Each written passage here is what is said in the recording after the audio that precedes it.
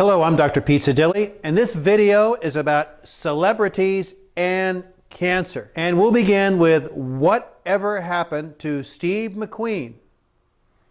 Now, his story is a little dated, but it's still important. Steve McQueen lived from 1930 to 1980. He was an action movie star of the 60s and 70s. And at one time, he was the highest paid Hollywood star, bigger than Clint Eastwood, bigger than Charlton Heston, if you know what I mean. And he generally played a bad boy. He played a bounty hunter or a gunfighter or a cop, a rodeo cowboy or a race car driver.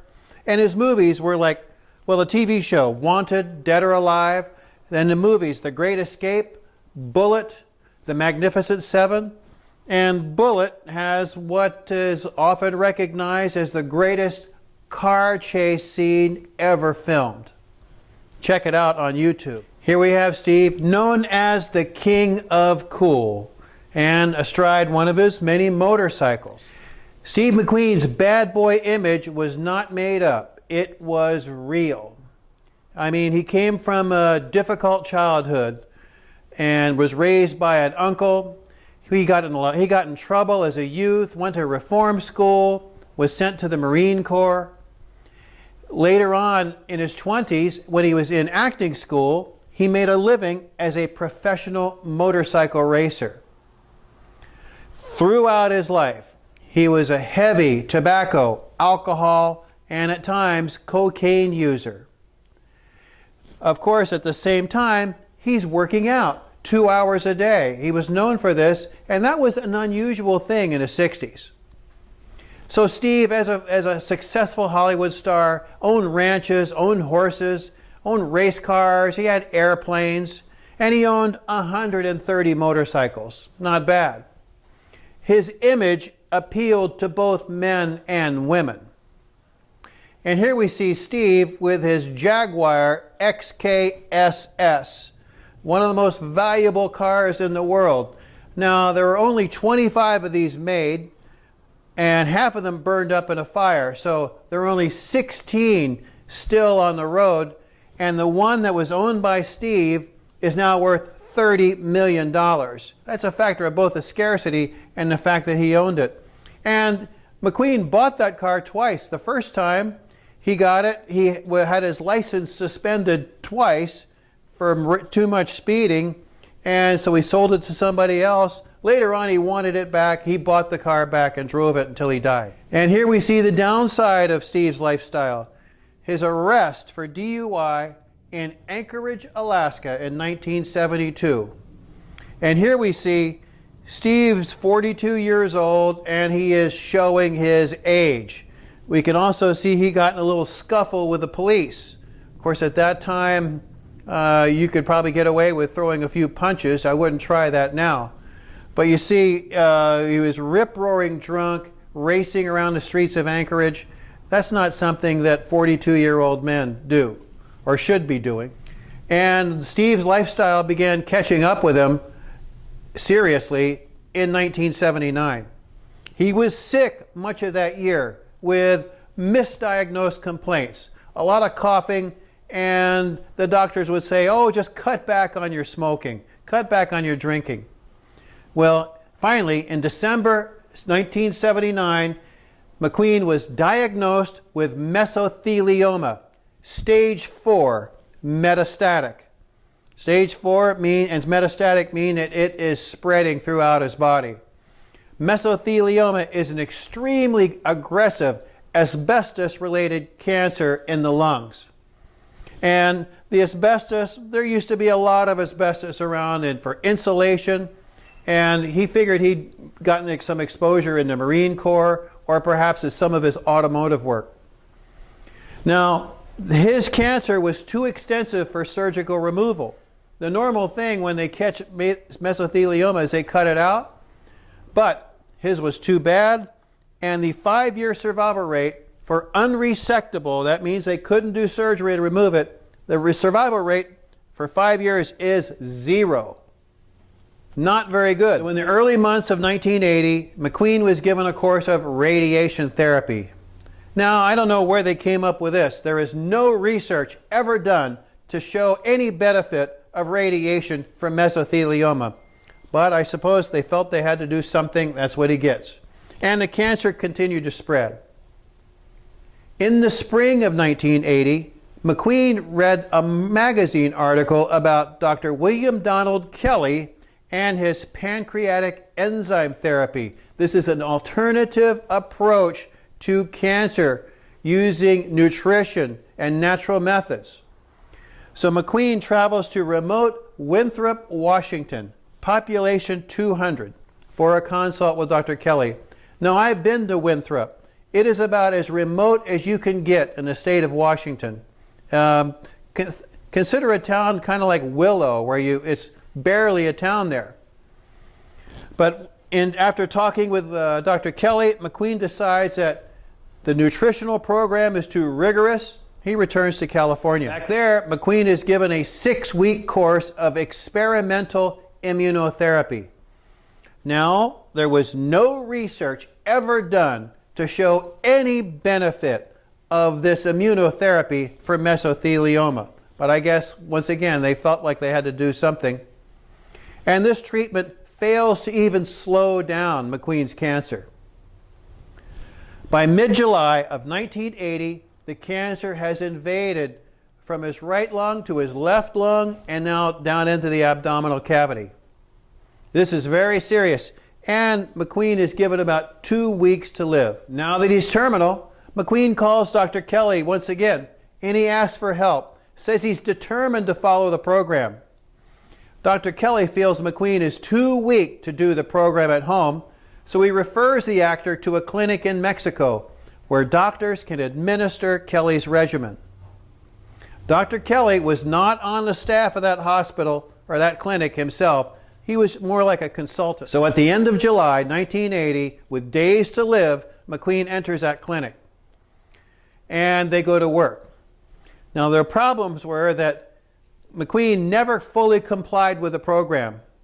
While there, he continued using tobacco and alcohol. And he'd have the contraband, he would have it smuggled into his room, including Haagen-Dazs ice cream, not on the nutrition plan. And he refused to take all his daily supplements. Okay, despite this half-hearted compliance, McQueen actually stabilizes and begins to improve. In October '79, the National Enquirer tracks down McQueen in Mexico. Now, McQueen was prone to using fake names, and he would get medical care. He didn't want the press to know, he didn't want the rest of Hollywood to know that he was sick, and this is not unusual. But the Enquirer finds him in Mexico, and his current condition becomes headline news around the world. And there is near hysteria regarding what he's doing. Things like the coffee enemas for detoxification, and using apricot kernels, or the Laetrile, that's the injectable form of apricot kernels. Now, these are very powerful anti-cancer methods, but for the conventional cancer industry, this is like witchcraft. So, you know, the hysteria was so great. I remember hearing about this being spoofed on Saturday Night Live. So McQueen stops the program and returns to California. And after stopping the program, McQueen quickly deteriorates. Then he goes to another Mexican clinic for surgery to remove the large dead tumor mass in his abdomen. Now, Dr. Kelly advises him against doing that surgery, but McQueen goes ahead, and hours after the surgery, McQueen dies of a heart attack in his sleep, age 50. Not very good. The American Cancer Society, the National Cancer Institute, the entire cancer treatment industry, and the media go berserk. They blame Dr. Kelly for McQueen's death. Of course, Kelly's critics ignore that McQueen was misdiagnosed until stage 4. He could have had that surgery if they'd known what they were looking at. But misdiagnosed until he was incurable. He had failed radiation therapy, didn't even slow down the cancer. He had failed immunotherapy, didn't even slow it down. And Kelly's critics ignore or cover up how under the conventional care, his cancer got steadily worse. Under Dr. Kelly's program, McQueen stabilized and improved. Now, McQueen did sabotage himself by only partial compliance with Kelly's program, and then Dr. Kelly actually recommended against that fatal surgery. So the negative comments about Dr. Kelly and Steve McQueen are not warranted. Nobody did him more favors than Dr. Kelly. Now our next celebrity is Michael Landon, 1936 to 1991. Now Michael Landon had this very wholesome image on family TV shows. It began with Bonanza. He was on that for years, and believe me, I grew up watching Bonanza, and I loved that show. I wanted to live on the Ponderosa Ranch, and I remember being so disappointed every time the credits would roll and the show would be over for that week. Well, after great success with Bonanza, he went to Little House on the Prairie, where he played probably one of TV's most wonderful fathers, and then Highway to Heaven, all very wholesome image. However, the reality was somewhat different. Michael Landon was a chain smoker and a self-described heavy drinker. So this all caught up with him too. On April 5th, 1991, Landon was diagnosed with pancreatic cancer, metastasized stage 4 to the liver and the lymph nodes. Now, Michael Landon actually consulted with Dr. Nicholas Gonzalez about getting pancreatic enzyme treatment. Now, Dr. Nick Gonzalez had studied Dr. Kelly's work, published about Dr. Kelly's work, and was running a clinic in New York City using Kelly's methods that he had further refined.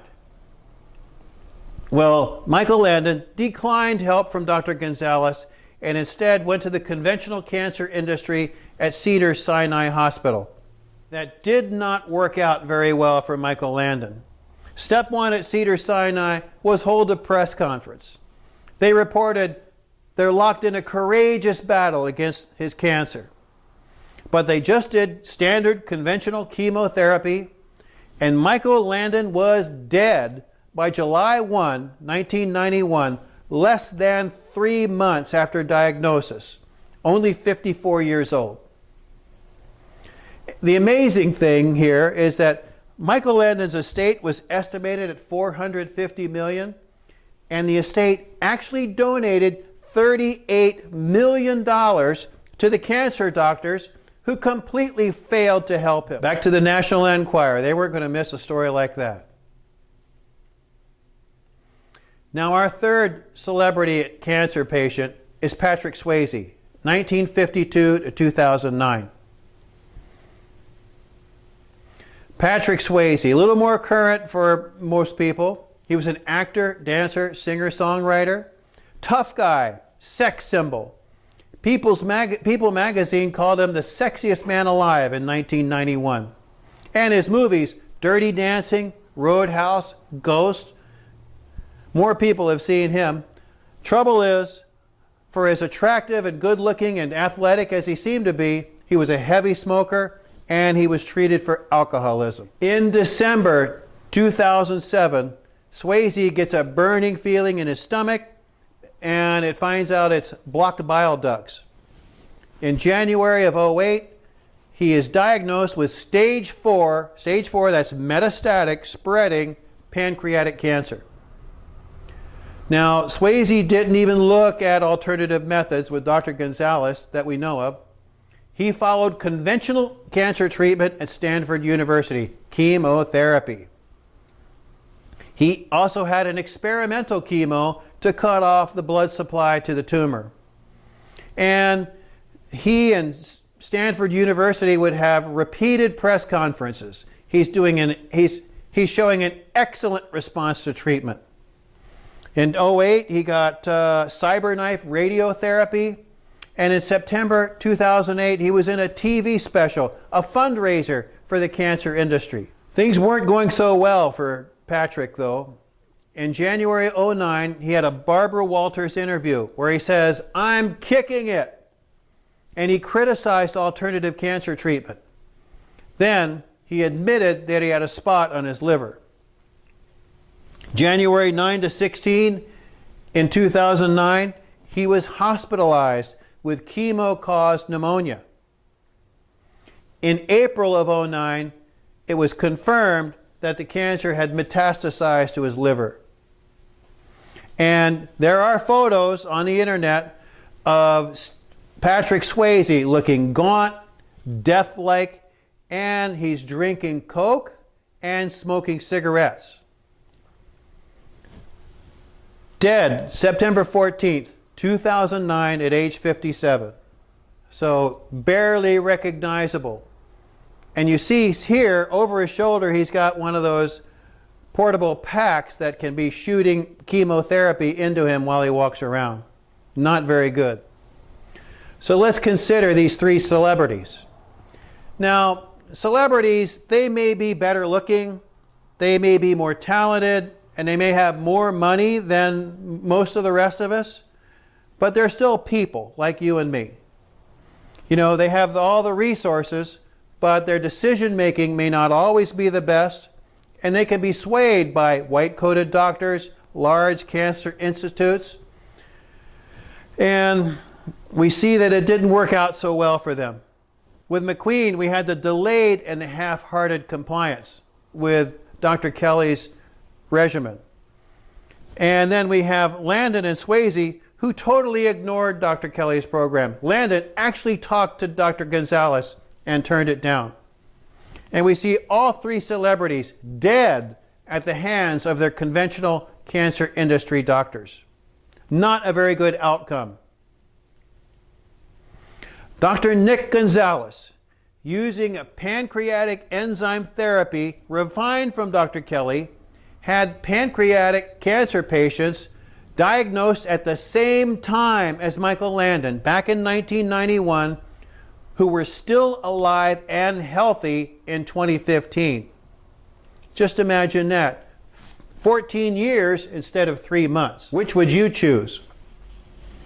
So the message here is that if you have cancer, or if you're concerned about cancer, relying on the cancer treatment industry is risky. They are focused on shrinking tumors, not on restoring health. Conventional cancer treatment, the chemotherapy and radiation, actually cause cancer, and surgery actually spreads cancer.